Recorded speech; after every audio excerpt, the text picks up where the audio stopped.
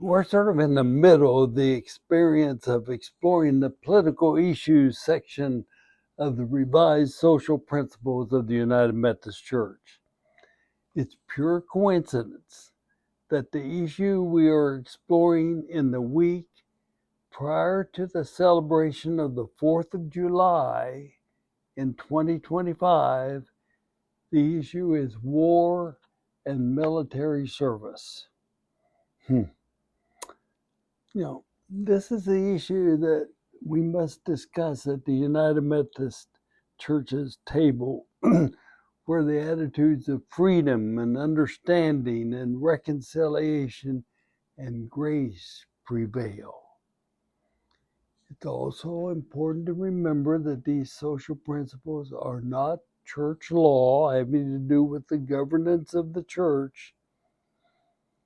We must remember it's a global document, not limited to what is best from the perspective of one country or one nation over the other.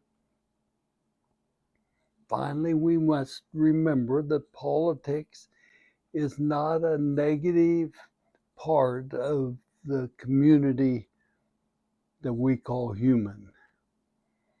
Politics is the art of getting things done. When partisanism invades and replaces politics as the art of getting things done, the process often becomes abusive and immoral. Now, from that perspective, we read the opening statement of this section on war and military service. The church deplores war and all other forms of violent conflict and urges the peaceful settlement of all disputes. We yearn for the day when there will be no more war and people will live together with peace and justice. That's pretty clear. The opening statement, it is so important to remember that it's based on the teachings of Jesus that always have the element of non-violence.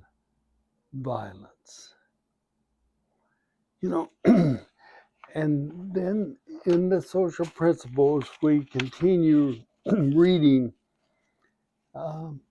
Christians have struggled with the issue of war since the time of Jesus. Some Christians have argued historically that war and other acts of violence are never acceptable, while other believers have asserted that it is sometimes necessary to take up arms in self-defense or defend the innocent and prevent unchecked aggression, tyranny, and genocide. Some of us reading this agree with one side, and others would agree with the other side.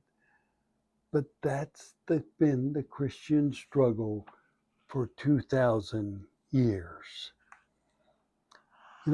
Often this disagreement in the community of faith is between persons who choose to follow many of the teachings in the Hebrew Bible, the Old Testament, and those who choose to follow the teachings of Jesus, the New Testament. And there's tension between the two.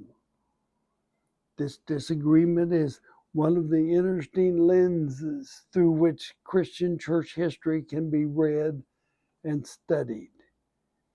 We all know that in God's name and, quote, with the blessing of the church, wars between nations, tribes, and ethnic groups have been waged. Let me say that again. We all know that in God's name and with the blessing of the church, wars between nations, tribes, and ethnic groups have been waged. Now, from the perspective of faith, for those who follow Jesus, the vision, a world governed by the value of peace with justice, must never be abandoned. When war becomes the norm, or the strategy of last resort, or the least of two evils, it still falls short of the vision that Jesus lived and taught. Now you see, faithful persons confess when we fall short, but falling short never justifies abandoning the vision. Therefore, the understanding of, quote, a just war, or that the God of agape love calls forth or ordains war, is not the advice of the United Methodist Church. The advice is to cherish the vision, work for the vision, work for it to be experienced by humankind, and to confess that when war is the chosen path, it is not the will of God. It is the human community falling short of the vision of peace with justice. Again, let me repeat. The advice is to cherish the vision, work for the vision to be experienced by humankind, and to confess that when war is the chosen path, it is not the will of God. It is the human community falling short of the vision of peace with justice. Now, this statement goes ahead to a second part of it, and that is the experience of military service. Indeed, in terms of military service, the statement reads, "We urge all United Methodists to examine their own consciences and earnestly seek God's guidance when it comes to matters of military service. We honor and offer support to those who choose military service as a result of a personal conviction, and urge that they perform their duties in harmony with the tenets of the Christian faith. We also honor and support the witness of pacifists whose consciences and religious convictions prevent them from serving in the military.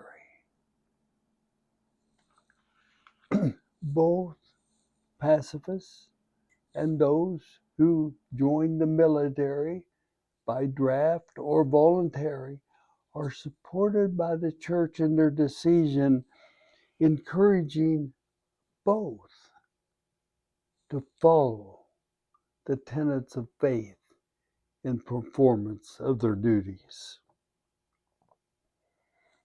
The advice is clear. Persons of faith, followers of Jesus, do not relinquish or abandon their faith when they serve in the military. And pacifists do not relinquish or abandon their citizenship when they make their decision not to serve in the military. Both are called to exercise their faith and maintain the community, the commitment to the best of their ability, how to best model the nonviolent example of Jesus. Both pacifists and those who serve in the military are encouraged to follow Jesus. Now, upon receiving this advice, the question emerges,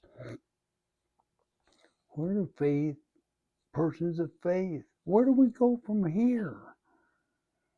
The state of war we're experiencing today and the potential of more war we're experiencing today. Often it's best to sing the songs of faith.